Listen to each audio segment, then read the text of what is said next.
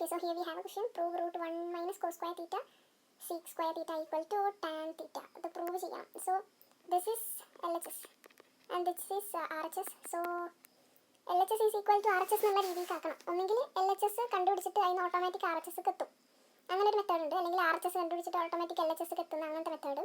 ചിലത് LHSഉം RHSഉം ചെയ്തതിന് ശേഷം കമ്പൈൻ ചെയ്തിട്ട് ഒരു ഈക്വൽ സംഭവത്തേക്ക് എത്തും. അങ്ങനെ 3 ടൈപ്പാണ് പ്രൂവിങ് ഉണ്ടാവാറ് ട്രിഗ്നോമെട്രിയിൽ. ഇവിടെ ഇപ്പം നമുക്ക് LHS പ്രൊസീഡ് ചെയ്യുകയാണെങ്കിൽ ടാനിലേക്ക് എത്തിക്കാൻ പറ്റിയ രീതിയിൽ 1 മൈനസ് കോസ് സ്ക്വയർ തീറ്റ എന്താണെന്ന് നമുക്കറിയാം.